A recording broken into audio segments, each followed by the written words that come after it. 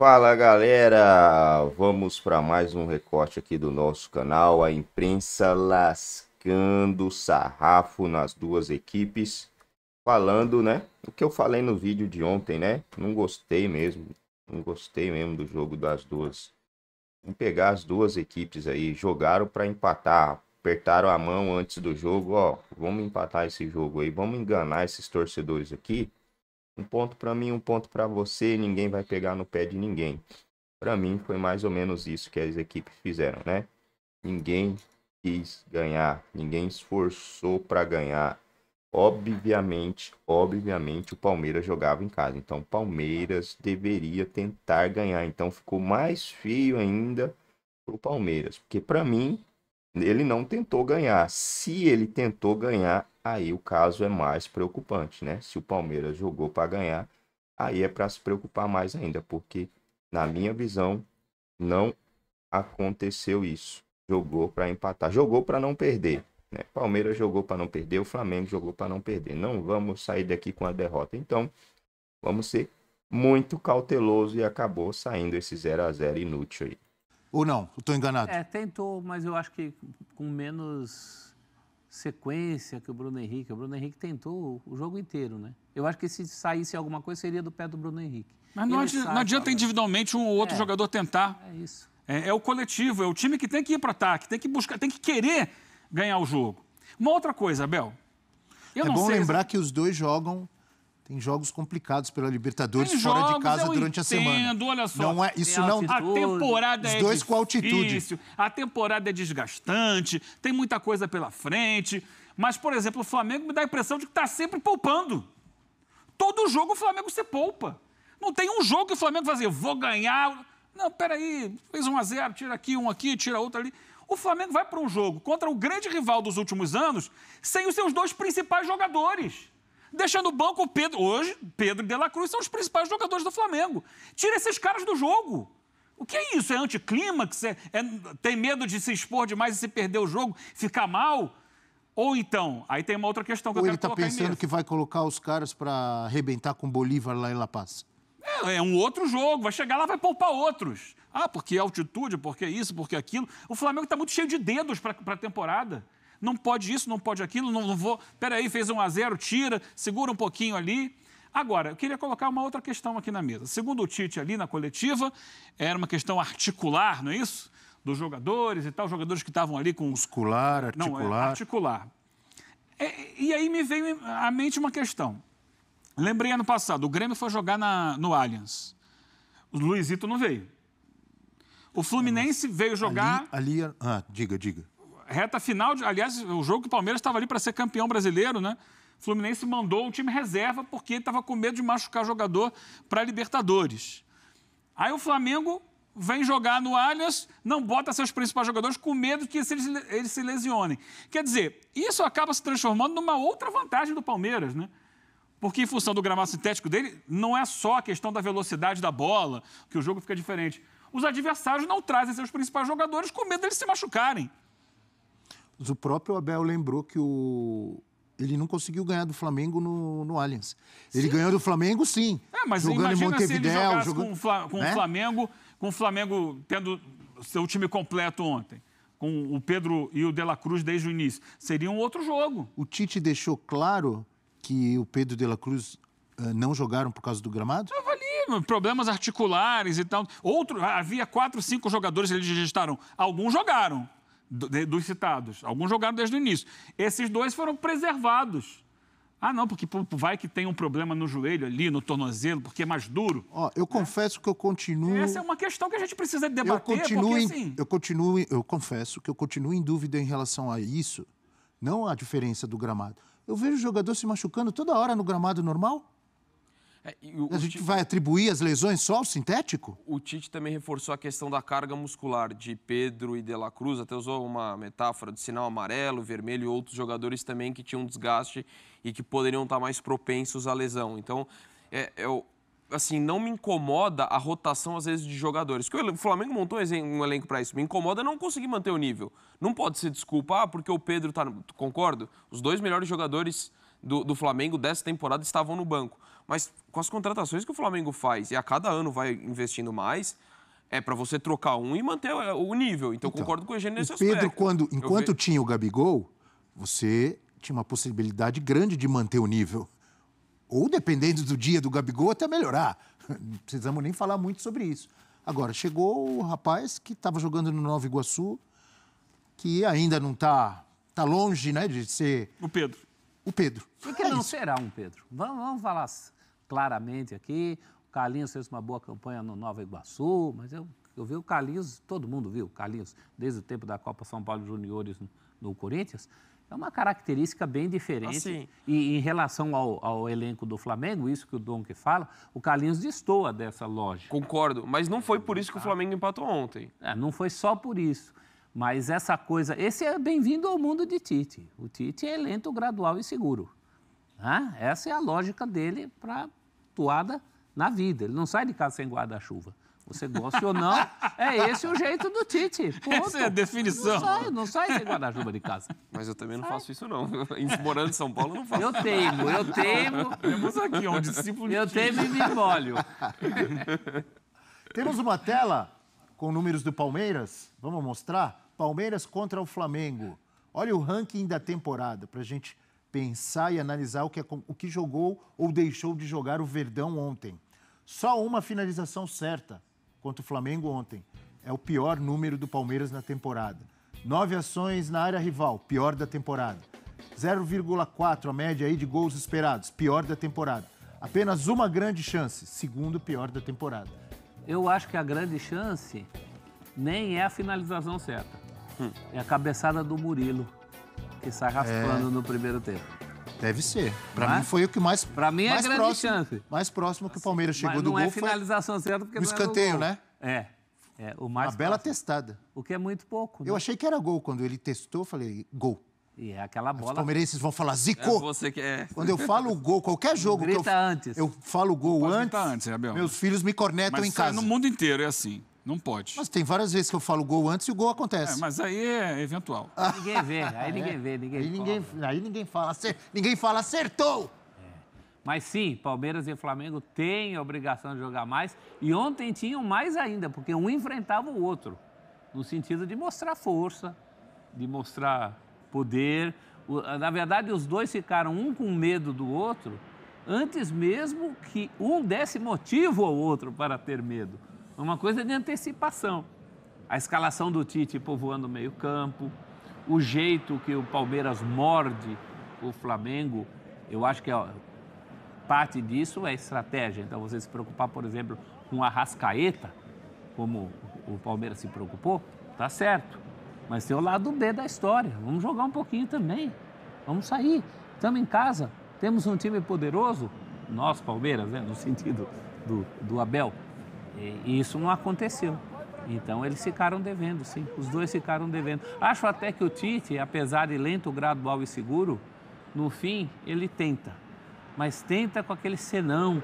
Tenta depois do tempo que você acha que ele vai tentar, à exceção do caso do Pedro, que ali tinha que entrar antes mesmo, né? Então, é uma diferença d'água para o vinho. Ficou muito abaixo. Foi frustrante, como diria um amigo meu que não bota o R. Frustrante. Frustrante, seu amigo? Frustrou. Você já corrigiu seu amigo? Já, mas não adianta. Nem na parte defensiva, nenhum elogio para Palmeiras e Flamengo? Só corneta no nosso F360, começando a semana? Se ninguém chegou, também o Flamengo, pelo menos o Rossi, ficou bem protegido ali. Em relação às últimas partidas, que o Flamengo tinha tomado aqueles gols de bola aérea, pelo menos o Rossi foi bem protegido. Ia tomando o gol de bola aérea que foi anulado. Pois é, no lance do gol. E teve a cabeçada também que você citou do Murilo. A cabeçada de uma bola cantada, né? Se tomou o gol daquele jeito... Teve uma cabeçada também do Flaco Lopes, numa bola que veio cruzada da direita, que ele cabeceou fraco, o goleiro defendeu. Cabeceou fraco. Bruno Henrique, aos pouquinhos, de mansinho... Está recuperando a posição de titular no Flamengo? Ou é temporário isso, vocês acham? Não, eu acho que, inclusive, quando ele perde a posição, ele não perde por demérito dele. Ele perde porque tinha gente aparecendo melhor, o time andando bem, Luiz Araújo, Cebolinha. E mesmo quando ele perde posição, você vê, pode pegar a estatística daqueles jogos, Ele sempre joga o meio tempo. Meio tempo é dele. E está fazendo por onde? Ele tem isso que o Eugênio cobrou dos outros 21 ontem. Mais disposição para fazer jogo, para fazer o jogo acontecer do lado dele. E contou também, como lembrou o Donk, com o Gustavo Gomes num momento preocupante. Preocupante. Mas é o cara. Eu acho que se acontecesse alguma coisa... Ele falou, no fim do jogo, ele, ao ser entrevistado, fala, né? Ah, se tivesse que sair um gol, seria do Flamengo. Mas seria muito dele, em função dele, da atuação dele. Eu acho que é o cara que se salvou individualmente, em termos de querer jogo. Por outro lado, tivemos mais uma vez, não que sejam tantas, mas mais uma vez uma atuação apagada de Veiga. Abel Ferreira falando depois do jogo, dizendo que a culpa é dele, porque ele já vê o Veiga sentindo o cansaço pela sequência de jogos. E a gente tem na nossa tela do Futebol 360, mapa de ações de Rafael Veiga. 77 minutos em campo contra o Flamengo. 35 ações com bola, nenhuma finalização. Chama atenção. O Veiga sempre tem chutes e bons chutes, né? Quando não é chute, quando não é finalização, é assistência. Outro dia aí ele teve 3 assistências dele, não me lembro contra quem agora, tanto jogo. Olha, 2... Ah, foi contra o Liverpool, né? Contra o Liverpool. 2 chances criadas, 19 passes tentados. Mais para a esquerda. Também concordo, em alguns jogos isso limitou o jogo do Veiga. A gente pode falar também de um Veiga também, que ele não tem desempenhado tão bem quanto em outro momento, pelo padrão que ele estabeleceu no Palmeiras. Tem a questão física também, acho que do desgaste tem muito a ver com o Abel. E essa declaração também é uma forma de mostrar confiança no jogador. E o Abel sabe lidar muito bem com essa gestão de grupo. A partir do momento que ele dá essa declaração, também ele ganha pontos com o próprio Veiga, né? Trazendo um tanto da responsabilidade para ele. Não, trazendo um tanto não, trazendo toda a responsabilidade. Será que ele fez para agradar ou para não pesar tanto para o Veiga, ou ele acha que é isso mesmo? Eu acredito, vendo assim pelo Abel, como ele protege muito bem o elenco, ele fez muito para trazer para ele. Então posso jogar um negócio aqui? Se, por exemplo, vamos dizer que o Abel tivesse tirado o Rafael Veiga ontem, ou colocado só no finalzinho, estariam todos aqui, inclusive o seu Eugênio, jogando a mesma corneta que jogou para o Tite, porque tirou o Pedro e o De La Cruz. Não é verdade, Eugênio? Mas ele não tirou. Ele botou no jogo. E ele mesmo falou, Ele botou no jogo. eu errei porque o Veiga... Mas ele disse que ele botou disse que e o Veiga não jogou nada. Ele disse que errou contra o Vitória, que ele não deveria ter jogado contra o Vitória. Eu acho, sinceramente, Abel, primeiro eu fui buscar aqui os dados, essa cabeçada que a gente acabou de ver do Flaco Lopes, que eu citei, nas estatísticas de gols esperados, foi a maior probabilidade de gol do jogo, 16%. 16%. A do Murilo foi só 3%. Você vê, se a maior probabilidade de gol foi 16%, é que o jogo realmente não teve probabilidade de gol. Sobre o Veiga, eu acho que, assim, não exatamente a frase do Abel, mas a repercussão que ela ganha, jornalisticamente falando, ela desvia um pouco o foco do jogo, porque está todo mundo falando o que ele declarou a respeito do Veiga. O Veiga não ter jogado bem, ontem muita gente não jogou bem. Não foi só o Veiga que não jogou bem. Não ter jogado bem, mas assim, até a semana passada estava. Contra o Liverpool, ele deu assistências. Contra o Vitória mesmo, nesse jogo citado aí, ele participou da criação do gol do Palmeiras. O cara vai oscilar, é natural. Ninguém joga bem todos os jogos. Até aí, normal. Vai dizer... Bom, pessoal, é isso aí, né, galera? Os times jogaram para não perder, cada um conquistou seu pontinho dentro do clube. Isso aí foi bem aceitável, eu acho, dentro dos clubes, né? Foi bem aceitável. Agora, entre os torcedores, pelo menos, eu acho que a maioria ficou insatisfeita. Né? Tendo em vista que o Palmeiras perdeu a última para o Flamengo de 3-0 no Maracanã, dentro do Allianz Parque, não conseguiu produzir contra esse time do Flamengo. E o Tite também é um cara que é defensivo, né? Então, obviamente, ele não iria partir para cima do Palmeiras como os outros Flamengos fazia, né? E o Flamengo, independente de estar no Allianz Parque ou não, ele ia para cima e acabava abrindo espaço para o Palmeiras. Mas o time da casa, ele tem que sempre fazer um esforço maior. E eu não vi esse esforço saindo do Palmeiras ontem, né? Por isso que eu falo que foi um jogo lixoso, horroroso, nossa, nojento, cara, nossa. Aí eu espero que entre Palmeiras e São Paulo, outro jogo nojento, né? Jogo excelente. Ninguém querendo perder, vai sair com um empatezinho aí. Olha lá ainda, né? Olha lá. Olha lá se sair com empate, porque o Palmeiras tem um azar com esse time do São Paulo que eu vou te falar, viu? O jogo é no Morumbi. E se o Palmeiras não vencer esse jogo aí, a situação vai ficar complicada no Campeonato Brasileiro, né? O Palmeiras tem apenas 4 pontos em 3 jogos. Se ele não vence, se empata, vai a 5 pontos em 4 jogos. Quase 1 ponto por jogo.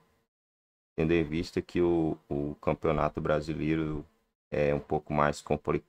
Está sendo um pouco mais complicado nesse início. Acredito eu que a CBF colocou os jogos mais complicados no começo da temporada, para quando chegar ali as convocações da Copa América, os jogos ser jogos mais acessíveis, né? Vai ser uns jogos mais acessíveis ali para não prejudicar tanto os times. O Palmeiras vai perder uns 3, 4 jogadores. O Flamengo também vai perder metade do time. É só, né? O Galo acho que perde 1 ou 2 também. O resto não perde, não. O resto vai ficar com seu elenco de boa e vão ser beneficiados. E aí colocou esses jogos mais complicados agora. Só que pro Palmeiras não tá sendo nada legal, né? Palmeiras vai ter o São Paulo fora de casa. Depois tem o Cuiabá também fora de casa. Geralmente o Palmeiras tem ganhado esses jogos do Cuiabá, né? Mas é um jogo muito chato enfrentar o Cuiabá aqui em Cuiabá. Muito chato. É muito quente, cara. É muito quente aqui em Cuiabá. Muito quente. Os jogadores do Palmeiras vão sentir isso daí. E o jogo tá programado para 6 horas. 6h30 da noite, né? Mesmo assim é quente. Já fui aí em São Paulo. E o clima aí é, nossa, é outra coisa, outra vida. Completamente diferente. Dia ou de noite. Se fosse de dia, então essa partida aqui ia ser mais desgastante pro Palmeiras, né? Eu achei estranho que o Cuiabá não conseguiu colocar o jogo no seu horário. Geralmente jogos aqui o Cuiabá, a não ser que esse jogo não seja num domingo, né? Se for num dia de semana, deve ser por isso que o jogo é à tarde, é à noite. Mas jogos no fim de semana aqui, o Cuiabá faz o possível para colocar o jogo ali às 4 horas da tarde. E 3 horas aqui, né? Aqui é 3 e aí é 4. Então o jogo 3 horas da tarde aqui é difícil enfrentar o Cuiabá. Próximo jogo do Verdão é Libertadores, Independente Del Valle. Palmeiras viaja para enfrentar o Del Valle e depois volta ao Brasil para enfrentar o São Paulo. Podemos ter, cara, infelizmente, né? Podemos ter aí uma sequência de 4 jogos sem vitória do Palmeiras. Porque enfrentar o Del Valle lá na altitude não vai ser fácil depois de um jogo complicado desse contra o Flamengo.